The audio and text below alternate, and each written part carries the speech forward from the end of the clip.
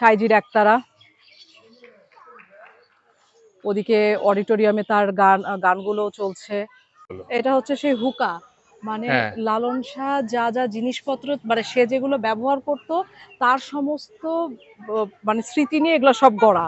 আমরা এখন হচ্ছে লালন শাহ মিউজিয়ামে, যেখানে সাইজির বেসিক্যালি ইউজেবল বেশ কিছু জিনিস যেগুলো ওনার জীবদ্দশার পরে পাওয়া গিয়েছে, সে জিনিসগুলো এখানে সংরক্ষিত আছে।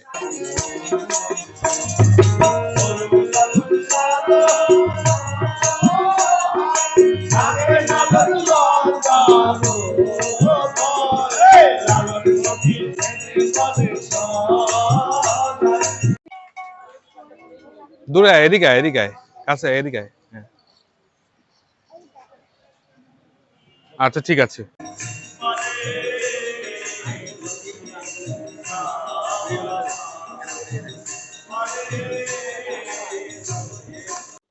আসসালামু আলাইকুম, শুভ সকাল। এখন আমরা সব বের হয়েছি আমাদের যে ট্যুর প্ল্যানটা ছিল সেখানে যাওয়ার জন্য।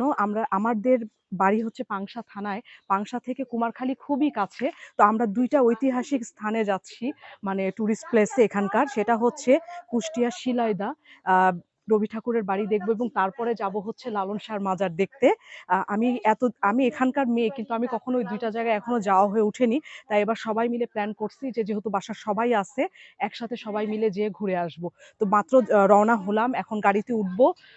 তারপরে ওখানে গিয়ে আপনাদের সাথে বাকি ভিউ শেয়ার করব। তাহলে চলুন আল্লাহর নাম নিয়ে যাত্রা শুরু করে দেই। বাচ্চা পার্টি সব রেডি, আমরা এই সবাই রেডি। আমি একটা খালি রুটি খাইছি, আমরা সব এখন রওনা হব। বমি যাতে না আসে। আমি তো সবাই মিলে মাইক্রো নিয়ে নিচ্ছি।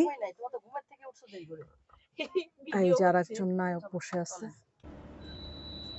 আমরা তো অলরেডি কুমারখালীর মধ্যে। আর হ্যাঁ, আচ্ছা, আর ওই রবীন্দ্রনাথ কুটি বাড়িতে যেতে কতক্ষণ লাগবে এখান থেকে? হ্যাঁ, 10 মিনিট। শিলাইদা, হ্যাঁ শিলাইদা। আমরা এখন সিউড়িয়া লালন শাহর মাজার প্রাঙ্গণে। গাড়ি থেকে নেমেই আমরা এখানে যা পেলাম সেটা হচ্ছে কিছু হোটেল আছে, খাবার জায়গা, আর কিছু কুটির শিল্পর দোকান আছে। যে দোকানগুলোতে লালন শাহর ব্যবহারযোগ্য ওই টাইপের কিছু প্রোডাক্ট মিলে যাবে। এছাড়াও বাচ্চা কাচ্চা গেলে তার জন্য ক্যাপ, খেলনা, বিভিন্ন কিছু মিলবে। গাড়ি থামানোর জায়গাটা এটাই, জাস্ট লালন শাহ গেটের অপোজিটে। এটা হচ্ছে সেই হুকা, মানে লালন শাহ যা যা জিনিসপত্র মানে সে যেগুলো ব্যবহার করত তার সমস্ত মানে স্মৃতি নিয়ে এগুলো সব গড়া। দেখো ওই যে দেখো ওই যে ইয়ার মালা, হ্যাঁ হ্যাঁ, ওই লালনের গলায় যে হ্যাঁ উনি গলায় দিয়ে রাখতো। হ্যাঁ, তারপরে এই যে একতারা দোতারা সবই আছে তার। আর ওগুলা যেন কি মালা মা? রুদ্রমালা, হ্যাঁ উনি গলায় দিয়ে রাখতো। এখানে খুব সুন্দর সুন্দর হ্যান্ডিক্রাফটস, এই যে ব্যাগ আছে, ব্যাগগুলো দেখছো, মানে এটা ওদের নিজস্ব তৈরি। এন্ড কার্ড বেসিক্যালি কুটির শিল্প। দেখো কুটির শিল্প, পুরাই কুটির শিল্প, কটেজ, মানে হ্যাঁ একদম কুটির শিল্প। এটা এটা না, এই ক্যাপ না, থামো থামো আগে না। এগুলো কত করে এই ক্যাপ? 150 টাকা। এগুলো 100 টাকা করে হবে। দূরে এদিকে এদিকে কাছে এদিকে। আচ্ছা ঠিক আছে, ওইটা একই। আব্বা দেখি দেখি দেখি অনাইজা, দেখি অনাইজা এসে আগে শপিং করছে। সেটা হচ্ছে গলার মালা, এই যে হাতে ব্রেসলেট, টুপি, তারপর তার হাতে হচ্ছে একতারা নিয়ে একেবারে পুরা লালন শাহ সেজে এখন সে ঢুকবে। যদিও মডার্ন লালন শাহ হয়ে গেছে। লালন শাহ মাজার যেটা, সেখানে আমরা ঢুকবো। বাউল সম্রাট ফকির লালন শাহ মাজার। এখানে ওনার আখড়াটা, হ্যাঁ হ্যাঁ এটার ভিতরে মা। আমরা আগে শুধু এই যে বইপত্রেই যা পড়ছি তার ব্যাপারে, তার সম্পর্কে। এখন এই যে আজকে আমি প্রথম আসলাম এখানে, আমার ফার্স্ট অভিজ্ঞতা। জায়গাটা মাত্র ঢুকলাম, আমারও ফার্স্ট অভিজ্ঞতা। হ্যাঁ আমরা সবাই আমরা কেউই আগে আসিনি। ছিমছাম গোছানো জায়গা, ভেতরে চলুন দেখি এমন সাজিয়েছে। সামনে যাও, সব বাচ্চা পাঠিয়ে সামনে যাও। সব হাট। আচ্ছা সবচেয়ে সময় ওই সব ইয়াগুলা বসে বসে গান গায় আর করে সব জায়গায়। হ্যাঁ সামনে। ওগুলো মনে হয় ভিতরে। ওদিকে একটা অডিটোরিয়াম দেখা যাচ্ছে এবং এই যে একটা সুন্দর একতারা, এই যে তার সিম্বল যেটা আর কি, খুব সুন্দর সিম্বল করে রেখেছে একতারা দিয়ে হ্যাঁ বাজাচ্ছে যে এটা এটা হচ্ছে একতারা মা। উনি এভাবেই বাজাতো। এটার নাম হচ্ছে একতারা। সাইজির একতারা, এটা হচ্ছে সাইজি লালন শাহ। গ্রাম বাংলার অজপাড়াগা থেকে উঠে আসা একটা মানুষ, বসন্তের কারণে যিনি শুনেছি মারা গিয়েছিলেন, তাকে কি বলে তুলসী তলায় রেখে ফেলে রাখা হয়েছিল। সেখান থেকে তিনি বেঁচে যান, বেঁচে গিয়ে তিনি ধর্মান্তরিত হয়ে যান অ্যান্ড এটাই সেই তারই ছেউরিয়া। প্রতিকৃত জাত গেল বলে। এটাই হচ্ছে ছেউরিয়া, কুমারখালী কুষ্টিয়া লালন একাডেমি এখন বর্তমানে। আর এই যে ওদিকে গান হচ্ছে তার সব যে অনুসারীগণ। হ্যাঁ অনুসারীগণ তার, এবং তার যে ফেমাস গানগুলো। বাহ, ওই দিক থেকে নিতে হবে।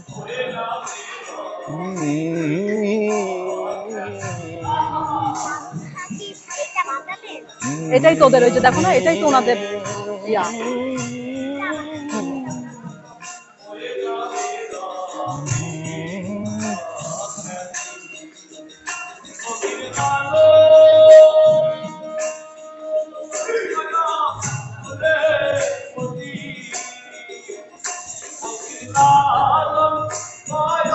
না থাক, আমরা দাঁড়াই দেখি, আমরা ঘুরে ঘুরে দেখতেছি তো।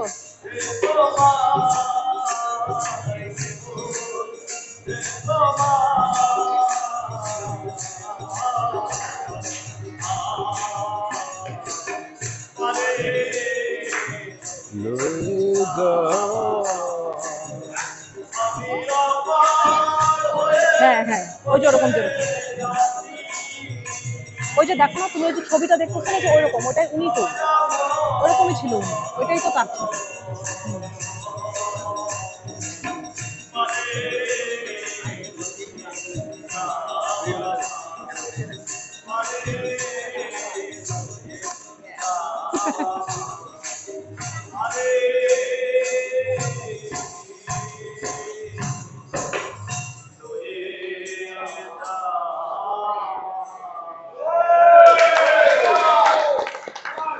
একজন অশিক্ষিত, আমার ভাষায় মূর্খ মানুষ।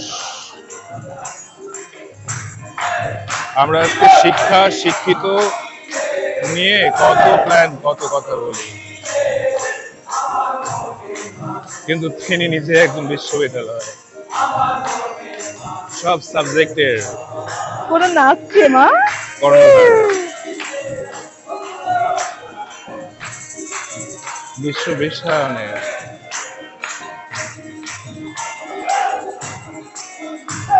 একজন প্রতিকৃত।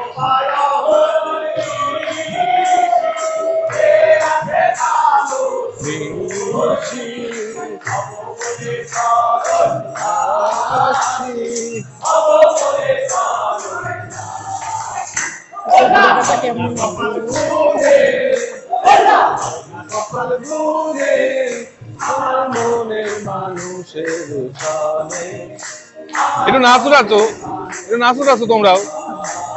কাম নাই, তুই তো একতারা নিয়ে আসছিস। ফুপু কই? ফুপু ওখানে, ওইখানে।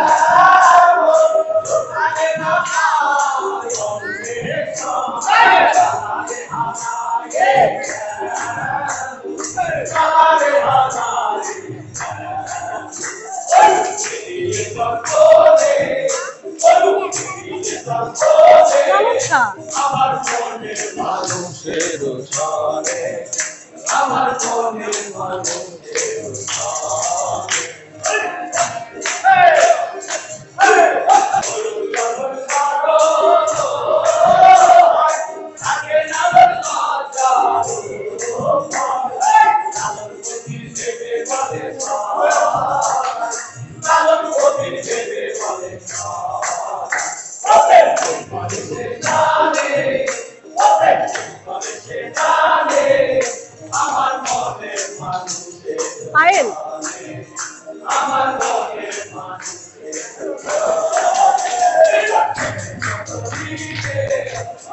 একাডেমিক ভবন। সত্যি বিস্ময়কর একজন মানুষ এই লালন। শত শত হাজার হাজার লক্ষ লক্ষ কোটি কোটি তার অনুসারী, তার গানের ভক্ত নেই, তার গান শুনেন না এমন লোক খুঁজে পাওয়া সত্যিই কঠিন। হ্যাঁ হ্যাঁ হ্যাঁ, তিনি শুয়ে অবশ্যই। আছেন এখানে, জীবিত তিনি এই সকল মানুষের মাঝে যারা তাকে প্রতিনিয়ত প্রতি সেকেন্ড স্মরণ করে চলেছে।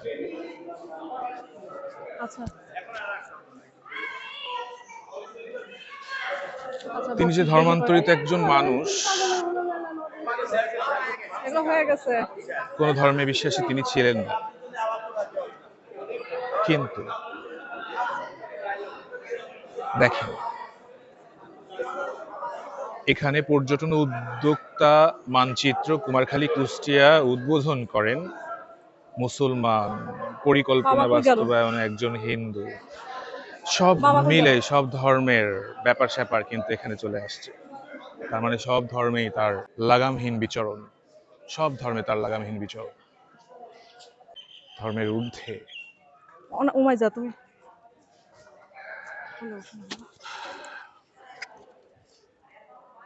কোন ধর্মের না হয়ে একজন মানুষ সব ধর্মের মধ্যে লাগামহীন বিচরণ করে যাচ্ছেন। তিনি আমাদের সাইজি লালন শাহ। অদ্ভুত অদ্ভুত ক্ষমতাশীল একজন মানুষ, যিনি তার গানে কথায় প্রমাণ করে দিয়ে গেছেন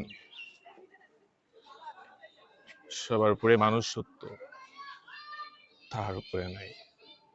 আমরা এখন হচ্ছে লালন শাহ মিউজিয়ামে, যেখানে সাইজির বেসিক্যালি ইউজেবল বেশ কিছু জিনিস যেগুলো ওনার জীবন দশার পরে পাওয়া গিয়েছে, সে জিনিসগুলো এখানে সংরক্ষিত আছে। তারই কিছু অংশ, কিছু জিনিস আমরা আপনাদের দেখাতে চেষ্টা করছি। আচ্ছা, এই ছবিগুলোর কোনো এগুলো- ইতিহাস হ্যাঁ, তার নিচে লেখা ইতিহাসটাকে নাই এখানে তুলে ধরছে, মানে একদম তার জীবনের ভাইয়া, প্রথম দেখি। থেকে। সে যখন মানে ওই যে গুটি বসন্ত, তার যে রোগটা হয়েছিল, সেটার পরে সবাই ধরে নিয়েছিল যে সে মারা গেছে। তখন তুলসী তলায় তাকে দিয়ে দেওয়া হয়েছিল, কিন্তু ঘটনাক্রমে সে বেঁচে ওঠার পরে তখন তাকে আর বাসায় গ্রহণ করা হয়নি। ঠিক সেই চিত্রগুলোই এখানে তুলে ধরছে। হ্যাঁ, তারপরে যখন তাকে গ্রহণ করা হয়নি, তখন সে বাড়ি থেকে রাগ করে চলে আসে এবং ধর্মান্তরিত হয়। হ্যাঁ, এবং সে ভাসতে ভাসতে থেকে পদ্মার ওদিক থেকে একদম পুরো এসে যে এইখানে এসে আমাদের এই ছেউরিয়ায়, যেখানে আমরা এখন আছি, ছেউরিয়াতে এসে সে একটা আস্তানা গড়ে, পুরো ধর্মান্তরিত হয়ে। সে তখন বলে যে আমি কোনো ধর্মের না। এই আস্তে আস্তে তার যে সঙ্গী সাথী একসাথে হয়ে এখানে তখন তার গানের একটা আস্তানা এখানে হয়। এখানে কি আছে লালন শাহের, এটা বলা এখানে আছে তার পায়ের খড়ম, আমরা এটাকে যে খড়মটা বলি, উনি এটা Exactly পড়তেন। এইভাবে দেখাই, হুম, তাইলে বুঝবে। এন্ড এটা মনে হয় এটা ওনার লাঠি। লাঠি, উনি যেটা ব্যবহার করতেন। এটা লাঠি। বিভিন্ন রকমের সাইজের খড়ম। তারপরে এগুলোতে সে ওই যে পানি খেত, তার ওই যে কি বলে, এই যে হাসুলি এটা টাইপের পায়ে পায়ের, মনে হয় হ্যাঁ দিত। হ্যাঁ, চাবি কোন রকম, বা ওই যে তার ওই যে ওই সময়কার দানি, বাতির দানি যেগুলো, সেগুলো।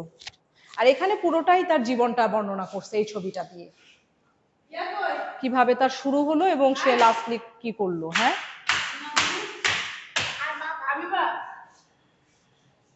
এই যে তার একতারা। There are so many reasons to furnish this museum. হ্যাঁ, ছবি তুলে দাও বাবু।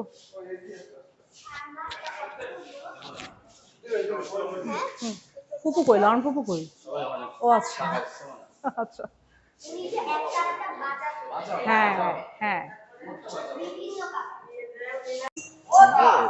কতদিনে হবে, কতদিনে আমার মনের মানুষের সবে, আমার মনের মানুষের সবে।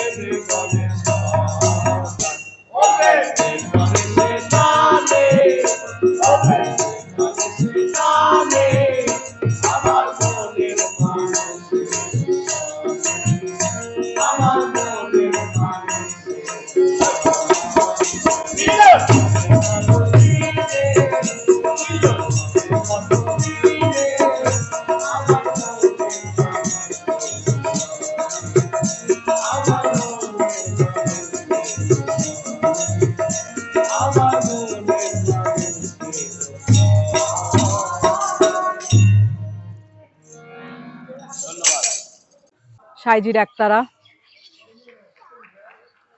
ওদিকে অডিটোরিয়ামে তার গানগুলো চলছে অলরেডি। ওদিকে যাব এখন। এটা আমার খুব ভালো লাগলো দেখে। আসলে এগুলোই তো তার পরিচিতি বহন করে, তাই না? আর এই যে এখানে কিছু লেখা আছে। আর এটা হচ্ছে মাজার, এটা হচ্ছে তার মাজার। লালন একাডেমির এক্সপেরিয়েন্স ছিল আমার জন্য পুরো একটা নস্টালজিক এক্সপেরিয়েন্স। প্রথম ভিজিট ছিল, খুবই ভালো লেগেছে। যতটুকু তার জীবনী আমরা পড়েছি, কিছুটা দেখেছি সেখানে গিয়ে। আর নেক্সট ব্লগে আপনাদের সাথে শেয়ার করব কুঠিবাড়ির এক্সপেরিয়েন্স।